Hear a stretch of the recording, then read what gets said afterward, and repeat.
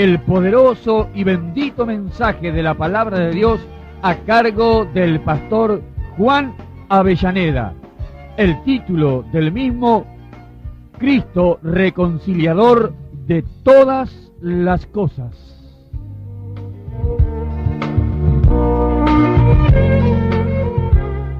Oramos para que esta palabra tenga cabida en el corazón de cada uno de nuestros amados oyentes.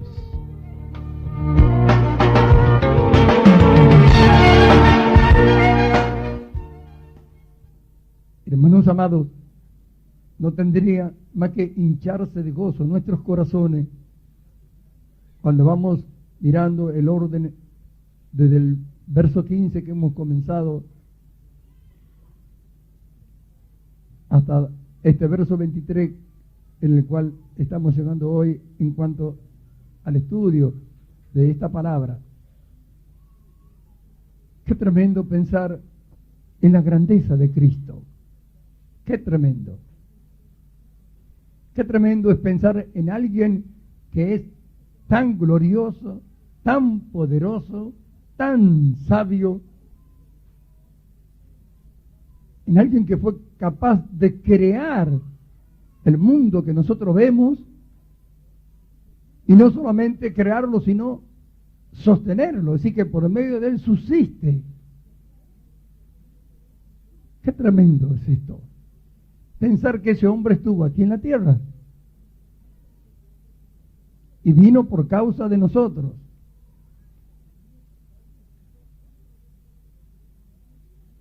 Cuando vamos al huerto del Edén y vemos a Adán creado y formado a la imagen de Dios, vamos a poder entender.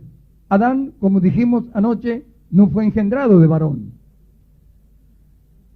pero fue tomado del polvo de la tierra, y su naturaleza, que no era pecadora, estaba expuesta al pecado. Cristo tampoco fue engendrado de varón, pero nació de mujer. En cambio, Adán no nació de mujer, y Cristo nació de mujer y no tenía una naturaleza pecadora, pero también una naturaleza expuesta al pecado. ¿Qué es lo que muestra esto? Primero,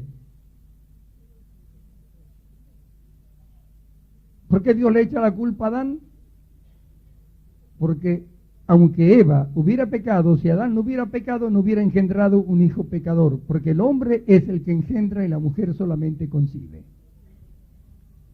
Cristo nació de una mujer pecadora, podríamos decir que era descendiente de Adán, pero no fue engendrado de hombre, así que no se engendró un pecador dentro de su vientre. Pero su naturaleza era expuesta al pecado, por eso es que fue tentado en todo, pero sin pecado. Gloria a Dios. Cuando miramos que ese es el hombre que nos representa a nosotros hoy, si estuvieran abiertos nuestros entendimientos y tuviéramos verdaderamente esa revelación, el solo hecho de mencionarnos tendría que llevarnos a todos a postrarnos delante de él y a adorarlo. Gloria a su nombre.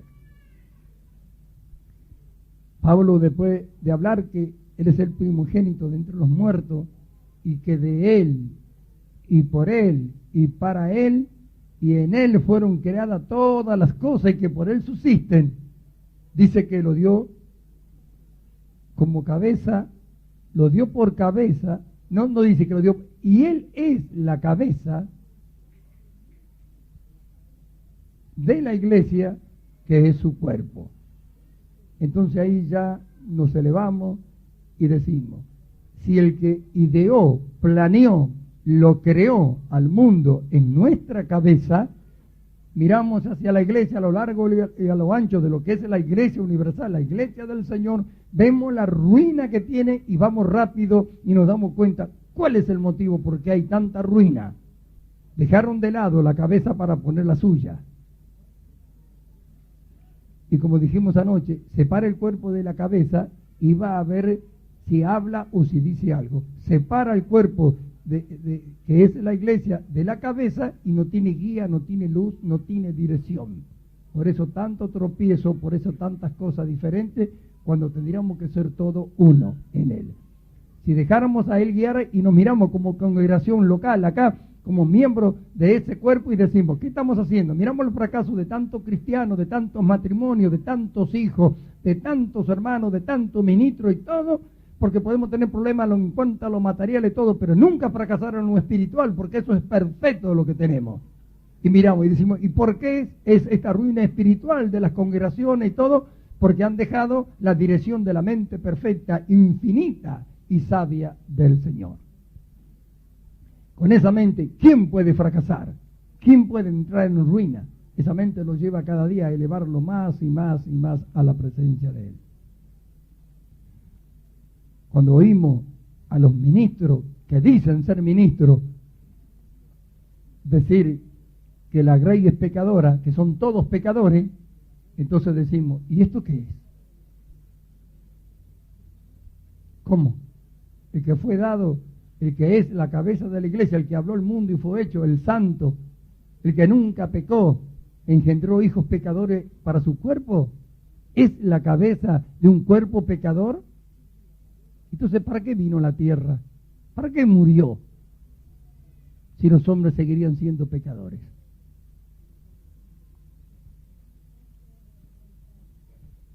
Por cuanto agradó al Padre que en él habitase toda plenitud y por medio de él reconciliar consigo todas las cosas. Por medio de él reconciliar todas las cosas. Esto es algo que también tenemos que meditar y pensar. La reconciliación no es un plan de hombre, es un plan de Dios. Y esto estuvo siempre en la mente de Dios. ¿Cómo lo sabemos? Porque esto es una promesa que le hizo ya a Adán cuando pecó en el huerto del Edén. Antes de que saliera, le prometió que iba a enviarle un Salvador. Y dice el apóstol Pablo que cuando vino el tiempo establecido por Dios, envió a su hijo nacido de mujer. Amén. Así que esto estuvo siempre en la mente del Señor. Porque miramos, y a veces se piensa o se cree de que Cristo fue el que aplacó la ira de Dios que había contra nosotros. Cristo fue enviado a hacer ese sacrificio, pero esto lo hizo siempre el amor de Dios y siempre estuvo en Él. Nunca estuvo en Él perdernos a nosotros para siempre. Por eso dice, habiendo pasado por alto en su paciencia, es decir, que en su paciencia Dios estaba esperando que llegara un tiempo para ponerle límite y a partir de ahí hacer todas las cosas nuevas. Esto estuvo siempre en la mente del Señor, a causa de su amor por nosotros. Porque no fue Él el que nos echó, sino que el hombre el que se alejó. Dios nunca cambió en su plan que tenía para con el hombre de que el hombre gobernara la tierra. Esa es la prueba de que nosotros estamos aquí hoy. El hombre fue el que en vez de escoger lo que Dios le daba y le ofrecía, escogió lo que Satanás, su enemigo, le ofreció. Por eso Dios lo dejó al hombre andar tras su razonamiento y su pensamiento para que viera que por sí solo jamás podría alcanzar aquello que Dios le había dado y que había perdido cuando se extravió a causa del pecado en el huerto del Edén. Amén. Ningún hombre podía después de esto libertarse de tan tremenda esclavitud, la tiranía del pecado y de su amo Satanás, a quien se vendió por su propio medio. Cristo apareció en el escenario de este mundo como un hombre. Nunca debemos separarnos de esto. Todos los libros de teología lo hacen perfectamente unido a Dios con Cristo, pero nunca al hombre con Cristo. Sin embargo, vemos, ¿no es cierto?, que dice que Dios la cabeza de Cristo y Cristo la cabeza del varón. Él es la cabeza de la iglesia. Así que está todo unido. Si Cristo está unido con Dios y nosotros estamos unidos con Cristo, estamos todos unidos.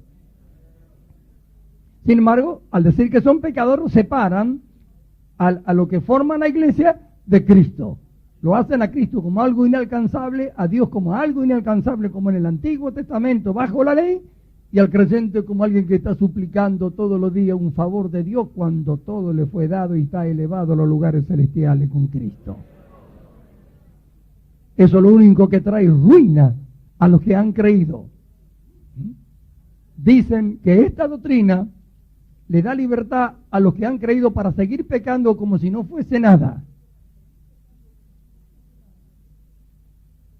Sin embargo, la doctrina de que son pecadores les enseña a los hombres que no pueden dejar de pecar porque son pecadores. Y nunca los elevan a lugares celestiales, ni nunca le da lugar a recibir el poder que tenemos en Cristo Jesús para dejar de pecar. ¿Quién hace más pecador al que ha creído? ¿Esta doctrina o lo que dice que siguen siendo pecadores?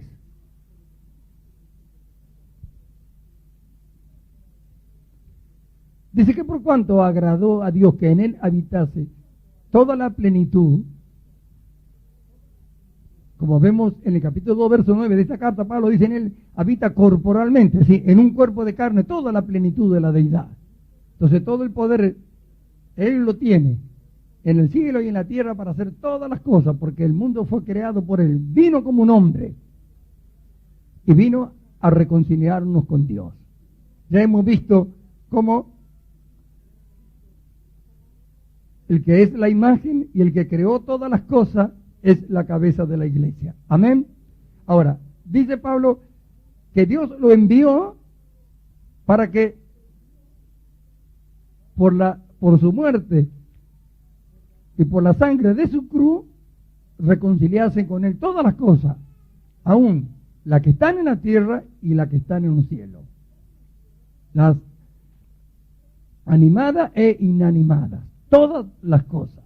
Nosotros decimos, ¿habrá necesidad de reconciliar las cosas en el cielo si el hombre había pecado y estaba acá en la tierra?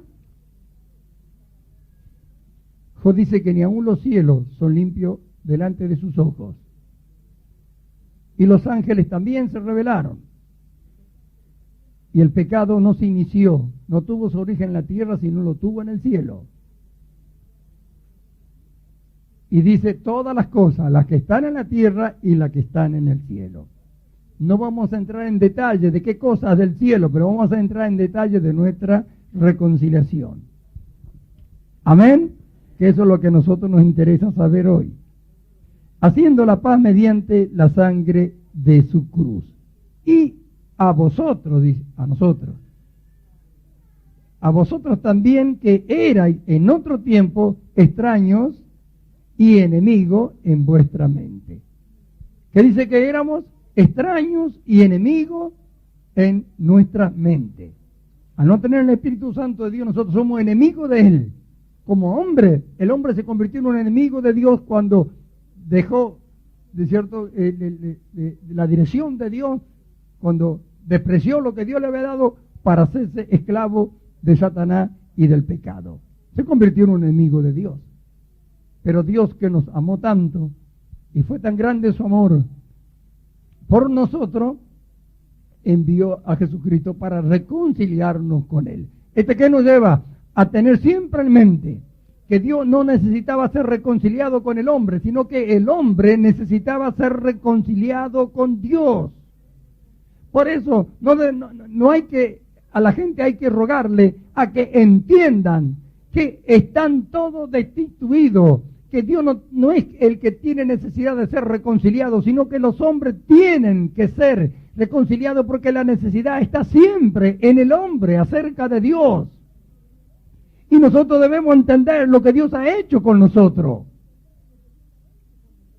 Nosotros miramos, cuando fuimos reconciliados con Dios, cuando Cristo muere en la cruz, pensamos en Cristo y decimos, ¿no es la vida? ¿No dijo Jesús, yo soy la vida? Amén. ¿Y cómo es que la muerte podía llegar a tener poder sobre la vida? Jamás. jamás, no podía confrontarse con la vida, la muerte, nunca, sino que tiene que huir de la vida. Sin embargo, ¿cómo es que Cristo murió? Por eso es que Cristo no murió como Dios, debemos entender siempre esto. Cristo murió como un hombre. Pablo lo explica en el capítulo 2 de la carta a los filipenses. No estimó ser igual a Dios como cosa a que aferrarse, sino que se despojó. Así que cuando llegó este momento, porque Cristo como Dios, la muerte no podía haberlo vencido nunca. ¿Cómo podía haber muerto Dios? Dios no puede morir, jamás. Pero el hombre estaba muerto espiritualmente. Y el hombre tenía que tener una victoria. Y por su propio medio no la podía lograr. Pero Dios había hecho nacer un hombre diferente. Pero ese hombre era la vida. Y como la vida no podía morir, entonces ese hombre se despojó de eso. Y estando, dice Pablo, en la condición de hombre, se sometió a la misma muerte. Esto es tremendo cuando pensamos, ¿cómo es que la vida puede someterse a la muerte? ¿Qué habrá dicho la muerte? Porque lo mató y se lo llevó. ¡Qué cosa tremenda! ¿Haría usted una cosa por alguien así? ¿Haría por sus enemigos esto o pediría la cabeza de sus enemigos? ¿No siempre el hombre ha pedido a Dios la cabeza de sus enemigos? Miremoslo por todo el Antiguo Testamento y va a ver que el hombre siempre pedía la cabeza de sus enemigos. Y el hombre era enemigo de Dios. ¿Dios pidió la cabeza de ellos?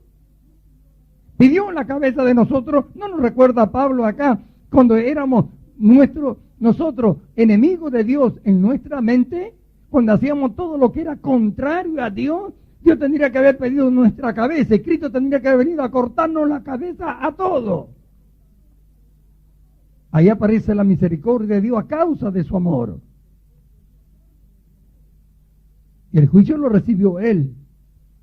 Pero la justicia no quedó sin cumplirse. Eso es lo tremendo y lo que tenemos que entender. La misericordia triunfa sobre el juicio, pero nunca la anula.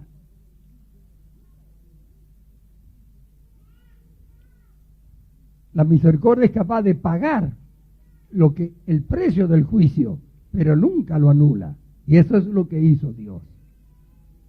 Ahora, cuando pensamos en esto, si usted fuera a la vida y sabe que la muerte no lo puede tocar, ¿se sometería a ella para probar lo que ella es? Escúcheme.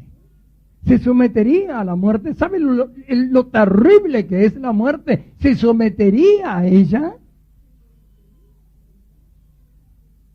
Eso es lo que Cristo hizo. Por eso el escritor de los Hebreos dice que Cristo gustó la muerte por todo. Gustó el sabor de la muerte, el terror de la muerte, el horror de la muerte. Cristo lo gustó por todos nosotros. Si la muerte nos toca hoy a nosotros ese gusto no lo tenemos. La muerte al tocarnos nos hace un favor. No hace rompir de nosotros, no un grito de terror, sino de júbilo, de alegría. Nos vamos con el Señor. Estábamos muertos, enemigos de Cristo en nuestra mente, en todo lo que hacíamos, éramos enemigos de Él porque nos habíamos alejado. Isaías dice, cada cual se alejó por su camino. Pablo recuerda pasajes del Antiguo Testamento en el capítulo 3, verso 10 en adelante, carta a los romanos, y dice, todos se descarriaron a una, se hicieron inútiles. Pero acá vemos la reconciliación por medio de la sangre de su cruz. Ahora qué tremendo pensar que la vida se tuvo que someter a la muerte. ¿Para qué? Como Dios, Él vencía a la muerte. La muerte no lo puede tocar. Nunca había pecado. ¿Pero qué hizo Dios? Cuando Él se despojó de ser igual a Dios, todo el pecado fue cargado sobre Él. Él fue hecho el malhechor más grande de toda la humanidad y Él la aceptó y no lo era.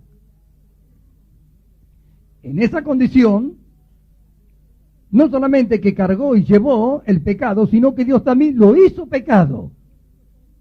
Así que la esencia de todo mal, que es el pecado, fue hecho Cristo también. Tuve que hacer esto. Entonces la muerte tuvo autoridad sobre él y lo mató.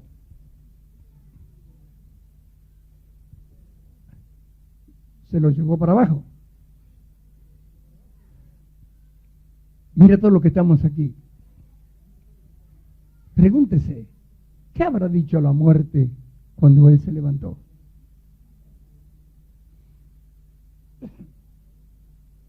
Porque a Lázaro lo sacó él. A la hija de Cairo la levantó él. Pero él es el primer hombre que se levanta de su tumba por su propio medio y se va. ¿Para qué? ¿Para qué? ¿Por qué? Esta es la manera en la cual la resurrección de Cristo es nuestra gran victoria. Con la muerte nos salva, pero con su resurrección nos justifica. Los judíos y los israelitas eran perdonados cuando ofrecían el sacrificio, pero no eran justificados. Y cuando morían, ¿a dónde iban? Abajo. No podían entrar al cielo.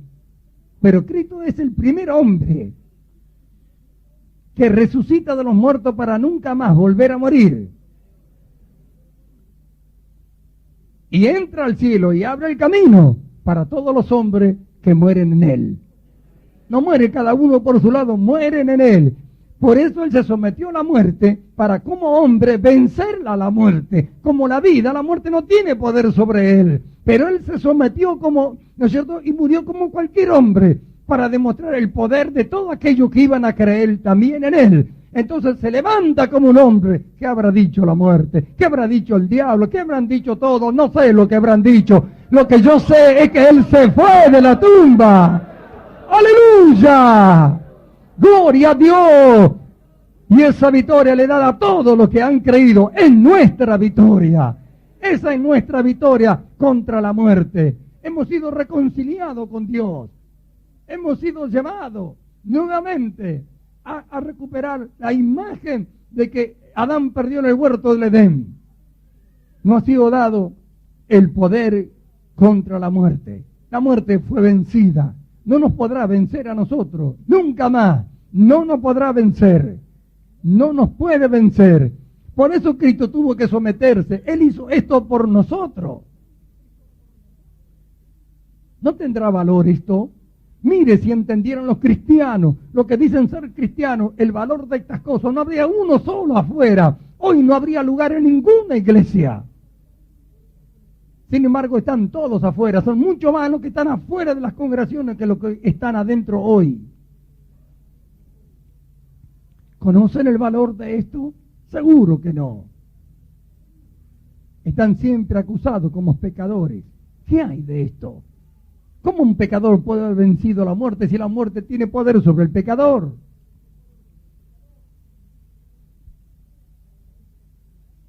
Ahora, ¿esto nos da libertad para hacer todo lo que nosotros queremos? Justamente, al ver el amor de Dios tan grande por nosotros, al ver el sufrimiento y todo lo que un hombre tan grande hizo por nosotros, la reconciliación, al mirarlo así, trae en nosotros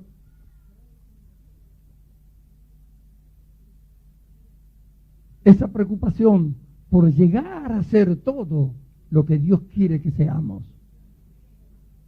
Requiere lealtad. Un amor tan grande como este. ¿Qué otra cosa podrá esperar de nosotros sino la recompensa de que aprendemos a amarlo por lo que Él nos amó? Sin embargo, ¿cuántas veces renegamos del Señor? ¿Cuántas veces se dice que Dios es injusto?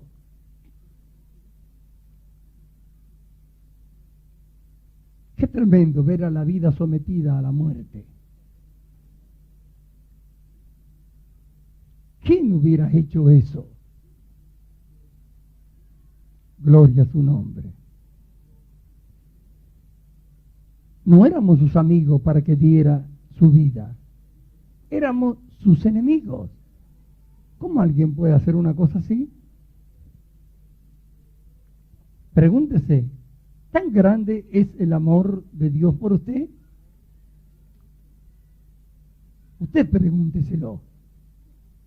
Ahora mire, con un amor tan grande, de alguien tan grande como Él, ¿quién podrá explicar su grandeza?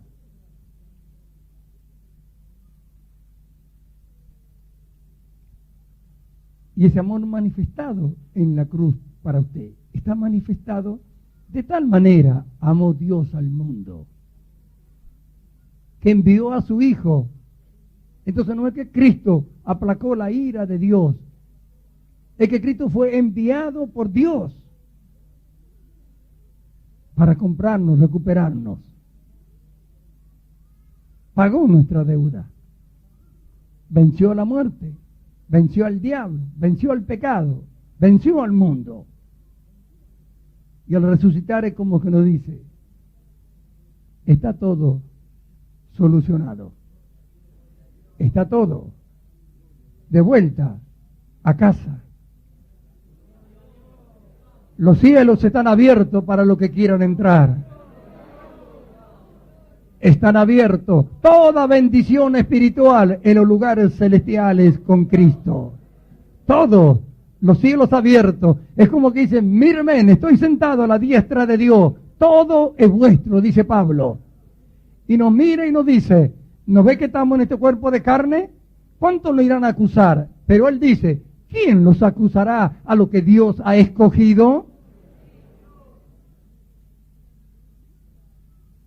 ¿Quién? Pregúntese. Hombre, ministro, acusan. Dice, ¿quién acusará a lo que Dios ha escogido?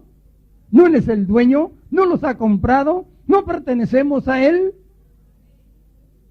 Ahora, lo que entendemos, pensemos en esto. ¿Tan grande es el amor de Dios? ¿Qué estará esperando el Señor de nosotros ahora? Pablo termina diciendo esto, si permanecéis fundado ¿en qué? En la fe. Porque esto es algo tremendo que el razonamiento humano jamás podrá entender. No le he dado a la ciencia del hombre, no le he dado al razonamiento del hombre. ¿Y cómo es que nosotros podemos llegar a entender?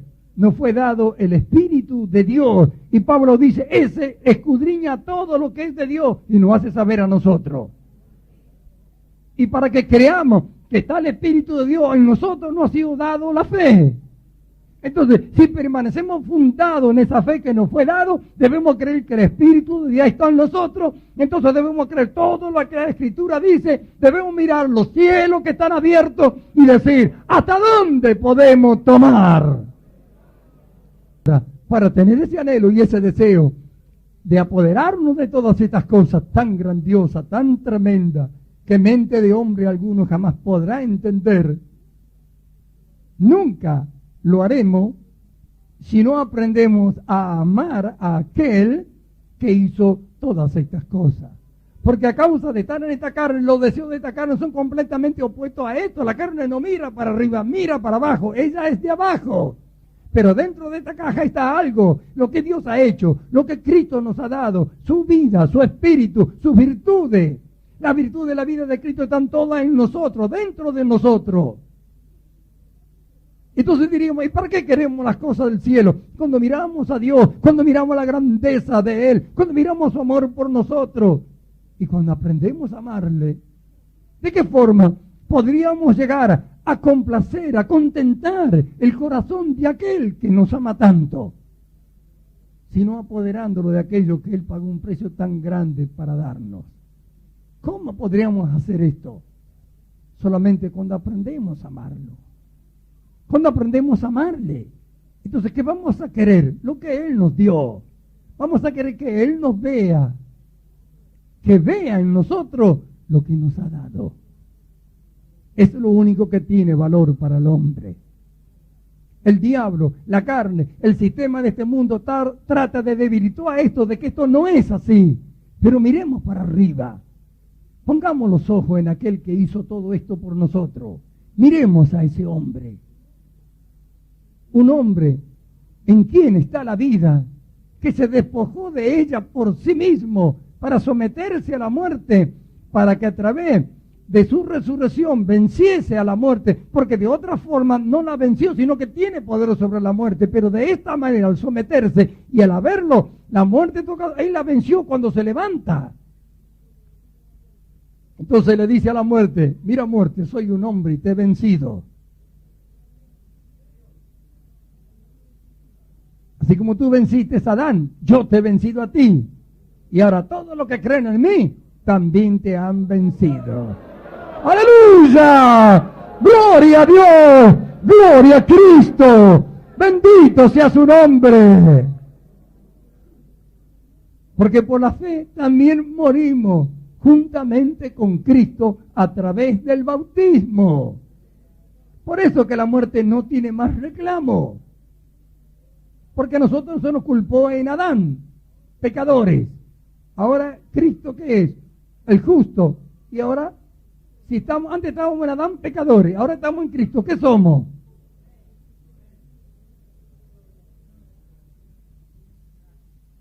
Andemos como tales. Vistámonos como tales. Nos fue dado todo a pesar de estar en esta carne. Hagamos las obras del Señor. Crezcamos en el conocimiento de esto. Aprendamos a amarle al Señor. Y a ver cómo se cumple en nosotros la palabra, que cuando se perfecciona el amor, dejamos de hacer multitudes de pecados. Amén.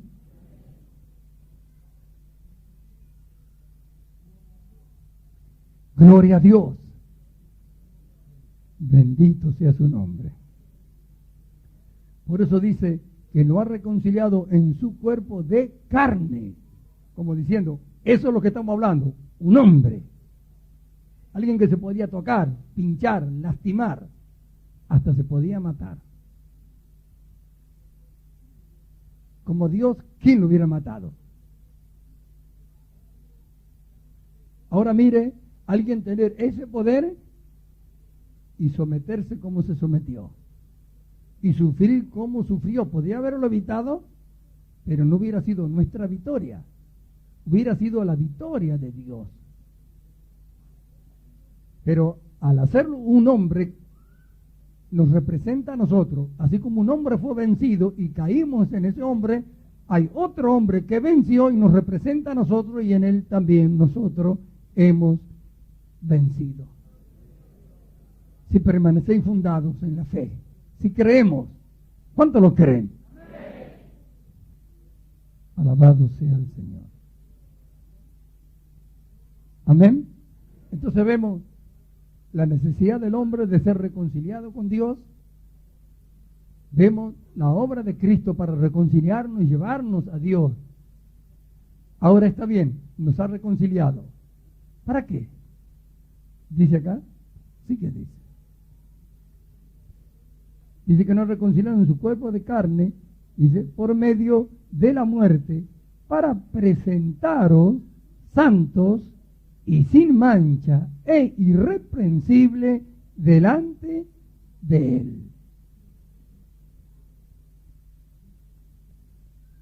Mire, esto ha sucedido en Él, amén, en su cuerpo. Ahora, ¿para qué lo hizo? Lo hizo, bueno, porque quiero que los hombres se salven y no vayan al infierno. No. Nos compró para Él. No nos compró para dejarnos que andemos ahí y que el mundo, Satanás y la carne haga lo que quieran. No. No. No nos compró para eso. Para que seamos algo santos. Él dice, ¿y cómo es que dicen que no somos santos? Él dice, nos compró para que sigamos siendo pecadores. Nunca lo vamos a encontrar. Nunca. Esto está escrito, es palabra de Dios. La escribió aquel que termina diciendo, como hemos leído hace rato, que fue hecho apóstol, ministro, maestro ¿de quién? De la iglesia. Y nos escribe a nosotros. El que estuvo en el tercer cielo, que estuvo en el paraíso, que vio al Señor. Por eso que hemos visto primero lo que él dijo, no fui rebelde a la visión celestial, para que no seamos rebeldes a esta visión que hoy todavía está en nosotros y para nosotros. Entonces vemos, ¿cuál es el propósito del sacrificio de Dios en la reconciliación? Es presentarnos a aquello, presentárselo Él a sí mismo, a todos aquellos por el cual Él murió. Ahora vemos, no todos creen. Esto lo hizo por todo el mundo. Si todo el mundo creyera, serían todos de Él, pero no todos creen. Al no creer, no reciben esto. Pero estamos hablando, y Pablo le está hablando a gente que ha creído, a lo que le fue dada la fe, es decir, a nosotros. Amén. A lo que hemos sido reconciliados y justificados. A lo que hemos creído. A eso nos dice, ¿para qué? Para que no seamos movidos de esto, como pretendían aquellos mover a los hermanos en Colosas, que habían sido fundados en esta fe igual que nosotros. Gloria a su nombre. Para presentaros santos y sin mancha e irreprensible. Ahora miramos cómo los que estamos aquí podemos ser santos, sin mancha e irreprensible si estamos en esta caja de barro, en esta carne, que es pecado desde la mollera a la planta de los pies. ¿Cómo? ¿Cuántas veces pensamos cosas malas? ¿Cuántas veces hacemos cosas malas? Entonces, ellos miran eso, no, seguimos siendo pecadores. Amén. Así dicen, ¿verdad?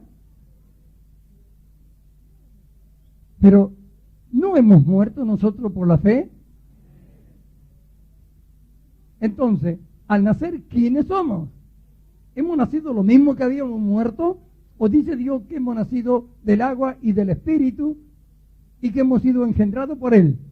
Dice, no son engendrados voluntad de carne, de sangre, ni de varón, sino de Dios.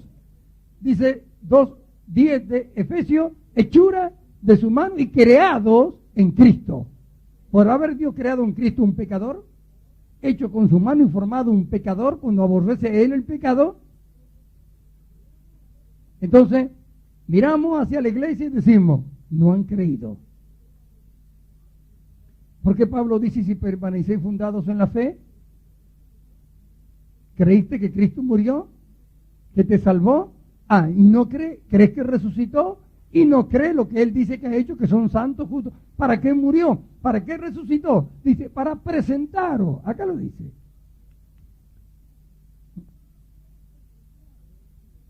Para presentaros, dice a nosotros, santos y sin mancha e irreprensibles delante de Él. No es para llevarlo, mire a otro, no, para mí, dice Jesús, para mí. Yo he hecho todo esto, ustedes vengan para mí. ¿Creen? Vení. ¿Creen, hermano? Vení. ¿Qué importa la opinión de aquel? ¿Qué opina Cristo de vos? ¿Qué opina Cristo de usted? ¿Murió por usted? Pastor, ¿murió por usted? Entonces, ¿para qué murió? ¿Para qué resucitó? ¿Para qué lo reconcilió? Para que usted sea santo, irreprensible y sin mancha delante de Él. ¿Es una obra de hombre? ¿Es una obra de un pastor? Es una obra de Él. Él hizo esto para que sea así cada uno delante de Él. A ver que vaya alguien y lo acuse delante de Él. ¿Qué pasa? Si Dios sepultó la raza adánica, no puede estar mirando a la carne igual en lo que han creído. Él mira lo que Él ha puesto dentro de nosotros.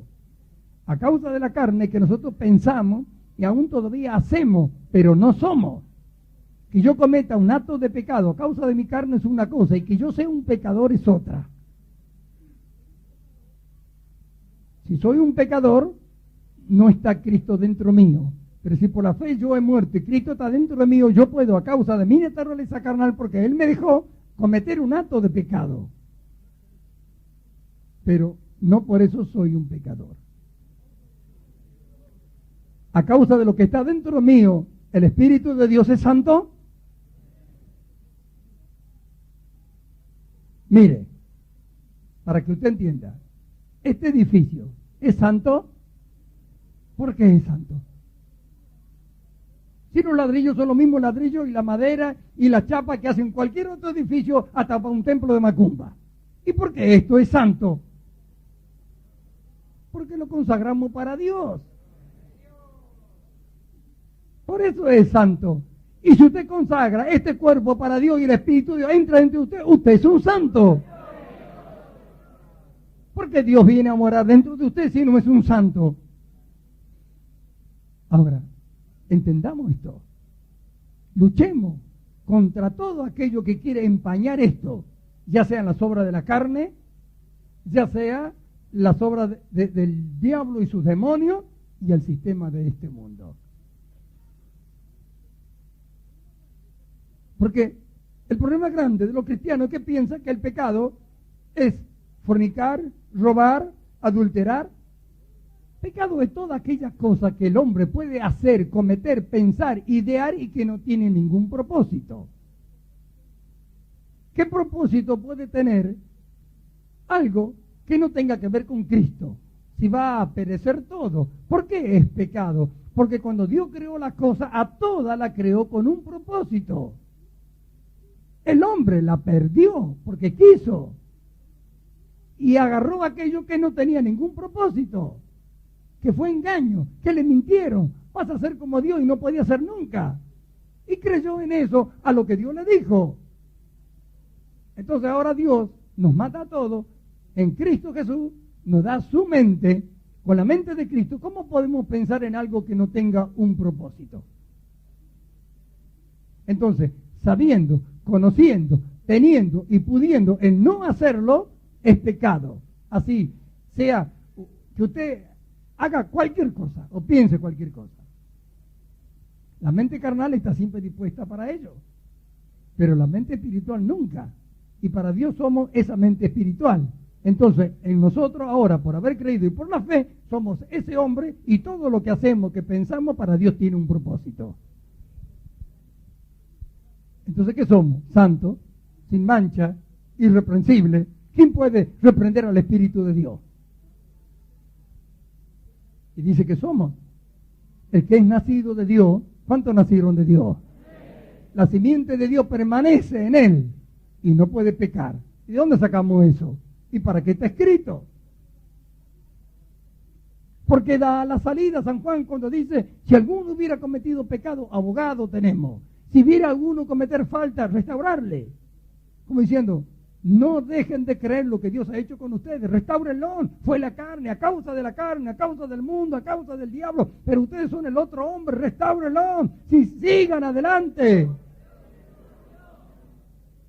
No, que esto nos va a dar libertad para hacer todo lo malo. ¿De qué sirve hacer lo malo a nosotros que tenemos el conocimiento de lo que es glorioso, maravilloso, perfecto e infinito? Debe haber en nosotros el deseo más ferviente y ardiente en cada día de hacer todo lo que Dios quiere que hagamos. ¿Qué sentido tiene pensar en aquello que no tiene propósito alguno? ¿Qué sentido tiene que pensar en las cosas vanas, en las cosas que no sirven, que son inútiles? ¿Qué sentido cuando los cielos están abiertos? Bendito sea su nombre. Hemos de mirar en la cruz para gloriarnos en Cristo. Qué tremendo cuando pensamos lo que Él hizo. Qué tremendo cuando pensamos en nuestra reconciliación. ¿Verdad? Nosotros hemos tenido una enseñanza acerca del ministerio de la reconciliación, porque ahora ese ministerio nos fue dado a nosotros, la iglesia, para reconciliar al hombre con Dios. Nunca este ministerio va a tener su eficacia perfecta como tiene que tener si nosotros no entendemos esto. Si los reconciliadores no entienden cómo fueron reconciliados. Porque en esto se revela los sufrimientos, los sentimientos, el amor, la misericordia de Dios para con el hombre. Y esto es lo que tenemos que transmitir a los que tienen que ser reconciliados. No que vengan como haciendo orgullosos soberbios, Cristo me llama, Cristo me necesita, Él dijo que me va a dar una novia, Él dijo que me va a sanar. No, usted tiene que reconciliarse con Dios, lo necesita, están destituidos de la gloria, Dios les ama. Gloria a su nombre. Amén.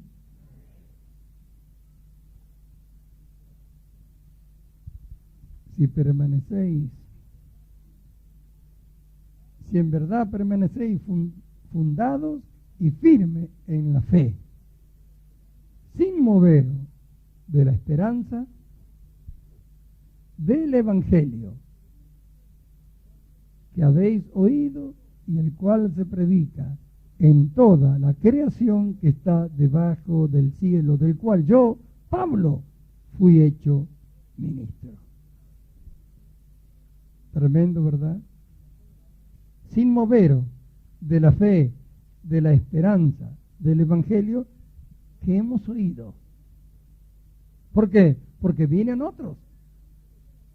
Si se quedan fundados ahí, todo esto que yo le acabo de hablar, como si Pablo dijera a los de Colosa, le he presentado a Cristo lo que es, la imagen de Dios, que Él es el que por Él y por Él fueron creadas todas las cosas, y que ustedes fueron reconciliados por medio de la sangre de su cruz para ser presentados por Él y para Él santo, irreprensible y sin mancha. Otra cosa no conviene. Si permanecen fundados en la fe, si creen este evangelio que ustedes oyeron, es decir, que a pesar de haber oído lo que habían oído y de tener la revelación que tenían, si ellos oían otras voces extrañas, se podían extraviar. Esa misma palabra es para nosotros hoy. Si esta palabra imparte gozo en los corazones que Dios no ha hablado.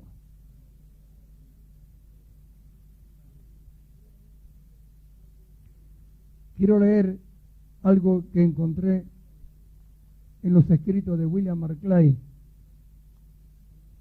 refiriéndote a una parte de este pasaje, y que me ha llenado de gozo saber que alguien escribió algo así y lo quiero compartir con ustedes. Dice así, refiriéndose a lo que Dios hizo con la cruz para todos nosotros. Dice, en la muerte de Jesús, Dios nos dice, os amo de esta manera, os amo hasta el extremo de ver a mi Hijo sufrir y morir por vosotros.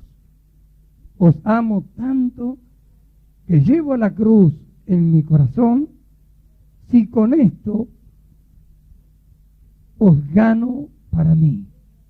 La cruz es la prueba de que no existe extremo a que el amor de Dios se niegue a ir con tal de ganar a los corazones de los hombres. La cruz es el medio de reconciliación porque es la prueba final del amor de Dios, y un amor de este alcance exige una respuesta de amor. Si la cruz no despierta el amor y la admiración en el corazón del hombre, nada podrá lograrlo. La palabra de la cruz ha sido puesta para nosotros hoy. Y vemos en ella reflejada el amor de Dios, como dice, no tiene límite ni extremo.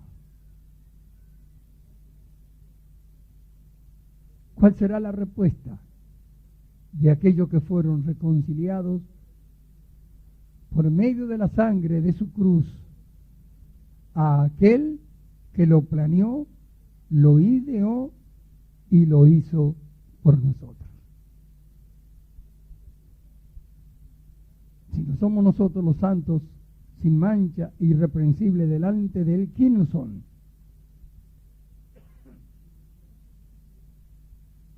¿Quiénes lo serán? Porque dice la Escritura que no socorrió Dios a los ángeles.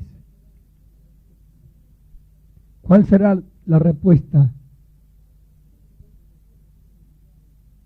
de aquellos que fueron reconciliados por medio de la sangre de su cruz, a aquel que en ella manifestó su amor incomprensible por Él, para con nosotros. ¿Cuál será la respuesta? Tenemos ante nosotros una mesa preparada para festejar el día que en la cruz se compró todo esto para nosotros. Para festejar y conmemorar el día en que la vida se sometió a la muerte. ¡Qué misterio! ¿Cómo pudo hacerlo? Y pensamos en esto y decimos, ¿cuántos deseos de que el hombre fuera reconciliado tenía Dios? Lo vemos. Amén. Pero vamos más allá y decimos, ¿cuántos deseos tenía Dios de que el hombre venciera? Porque por ser llevado, Dios nos llevaba. Pero nosotros debemos ir como vencedores, no como derrotados. Entonces pensemos en lo que dice que son pecadores. Un pecador no es un vencedor, es un derrotado. Es la derrota de Adán en el huerto del Edén. Los vencedores son los que tienen la victoria en la cruz. Amén. ¿Qué haremos? ¿Cómo será esta Santa Cena hoy? ¿Podrá Dios a través de esta palabra despertar en los corazones de los que estamos aquí el deseo y el anhelo de amar a aquel que nos amó y que ese amor que tuvo por nosotros lo derramó en nuestro corazón, de despertar ese deseo de sentir lo mismo que Él sintió por nosotros, nosotros por Él? ¿Querrá alguien descubrir por qué Dios hizo eso? Entonces tendrá que pedir que el amor sea desarrollado para amarlo así. Entonces descubrirá y verá por qué Dios lo hizo. Entonces Él también deseará hacer lo que Dios quiere que haga.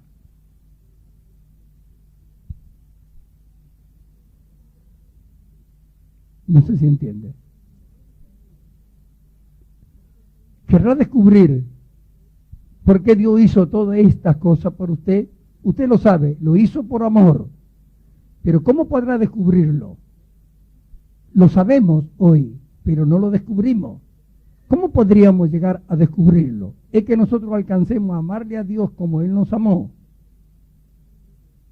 ¿Cómo podríamos hacerlo? Jesús lo enseñó.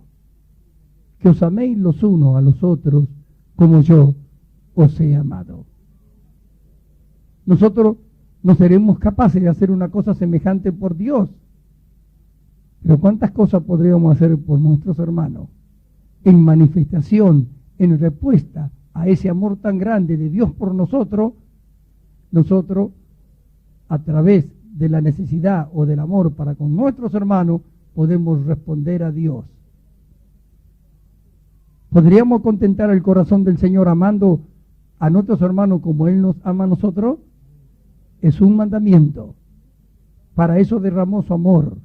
Y no es porque nos da una orden, porque quiere darla, porque Él quiere que descubramos, porque nos ama tanto que nos hace partícipe hasta de su amor, de su sufrimiento, de sus deseos y de sus anhelos para con nosotros, y que nosotros lo experimentemos, no solamente para con nosotros, sino para con nuestro prójimo. ¿Quiere descubrir lo que Dios siente por usted? Aprenda a amarlo. Pídale que desarrolle ese amor que está en usted por Él. Y podrá hablar de lo que Él ha hecho por usted, porque usted podrá hacerlo por otro. ¿Qué tendrá que ver la muerte con esto? ¿Qué tendrá que ver el pecado con nosotros hoy? ¿Qué tendrá que ver el mundo con nosotros hoy, con su sistema? ¿Qué tendrá que ver el diablo, Satanás? Si todos fueron vencidos, si todos fueron vencidos, aleluya, la corona de justicia nos está esperando la corona de justicia para los santos, para los sin mancha, para los irreprensibles, para los que creen, no para los que permanecen fundados en la esperanza, aleluya, de este evangelio que se predica bajo toda la creación debajo del cielo, aleluya.